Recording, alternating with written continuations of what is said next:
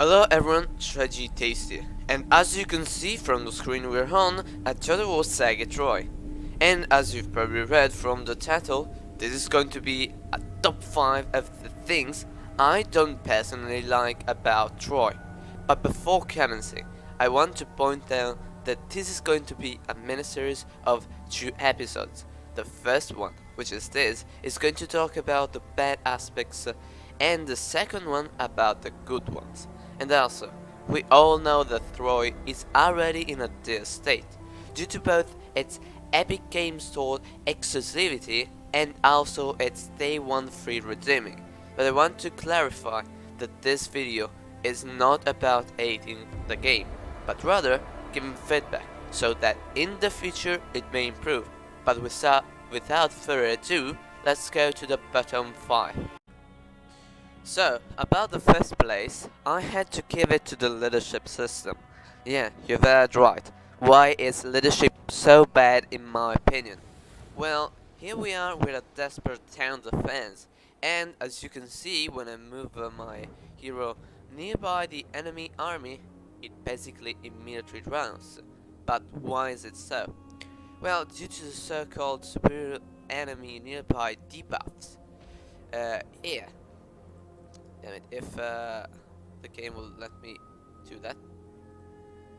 Yeah, and there's another back over here. But you will see that there's actually a debuff. Yeah. Okay, forces unnumbered by the enemy, faster and stronger enemy nearby. So you launch your hero over there, and he's going to immediately route. Hopefully. Yeah, everyone is routing. Bye. So in this very battle it is really normal. After all, we are severely outnumbered and with very low forces. But this debuff is a big problem in other situations, like in a 7 defense battle where you're still outnumbered but not as much, and even if you don't want to win the battle, you just want to cause damage to the enemy. Yet with that debuff being so high and different than for example Total War Warhammer 2, I can't really play like in the previous historical titles, where even with so advanced conditions, you could still win and post a screenshot on the forums of you winning seemingly unwinnable fights. Here, to be honest, it's incredibly hard to even have your missile units even launch one volley, since they mostly are the ones with less leadership in general overall. To be honest, I would prefer something more like Medieval 2 or Warhammer 2, where in the first one the key to victory is chain routing the enemy, in the other one inflicting the army losses penalty. So that's it for the number 5 spot. So on number 4 I've put anti-cheating high. But what does it mean? Well, shortly, as you can see here, the missile unit's AI, unlike in other titles, but like in Three Kingdoms, will not waste their hammer on smaller targets like a hero. And in sieges, they will try not to stay upon the wall, getting shot by enemy archers. All seems excellent, right? No cheating, so immersion in the community will be on the top, right? Well, no. As I'm showing here, Odysseus is literally whipping through with his skills and his 190 range. He can even increase it overall with his ability. And due to the sad fact that missile units don't shoot at him, he has almost no danger aside from enemy infantry, which can literally be brought to your missile line and one by one be killed. And similar things can happen even during sieges with bowmen.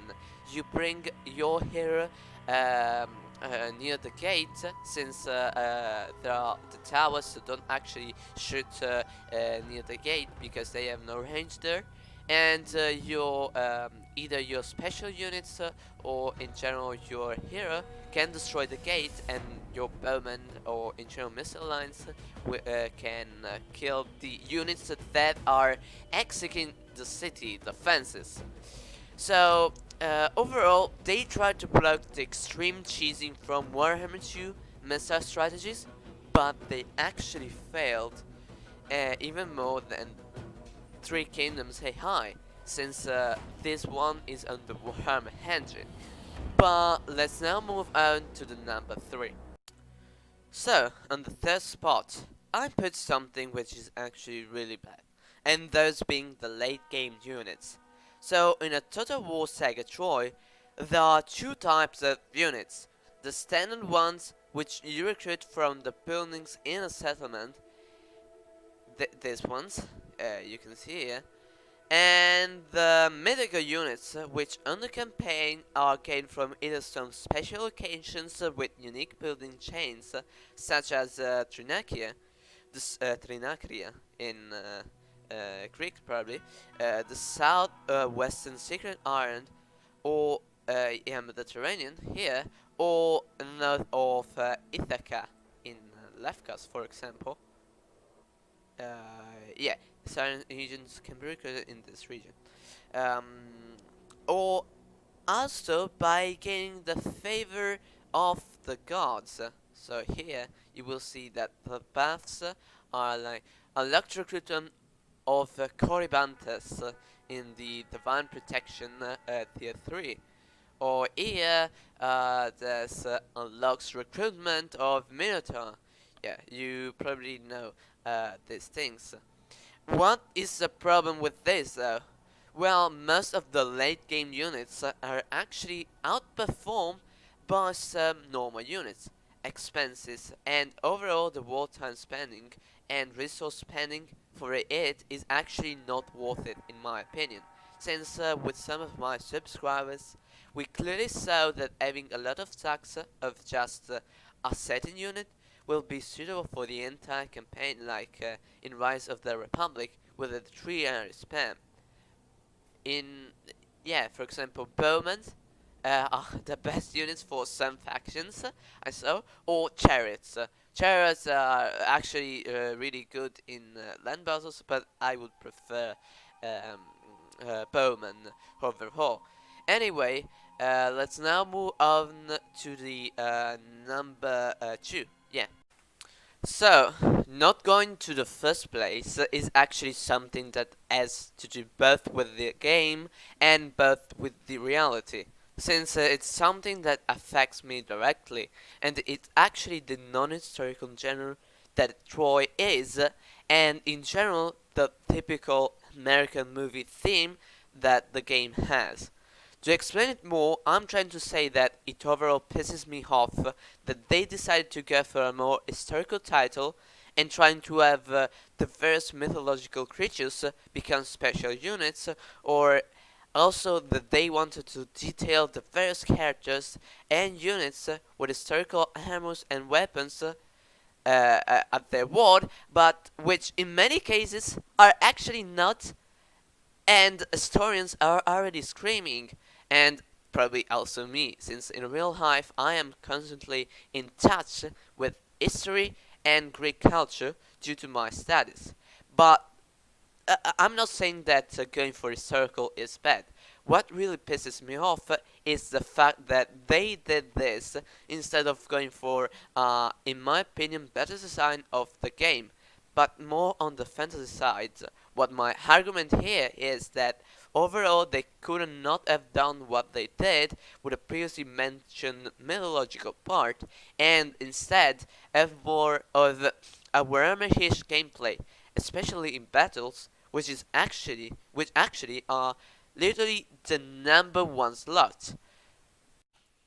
So, as I just said, the number one spot must go on the fighting, due to the fact that they literally are, for me, probably the worst battles ever in Total War, due to the main fact that probably 91% of the in-game roster is made of just infantry, and only a very small part is to cavalry or other types in generals of units.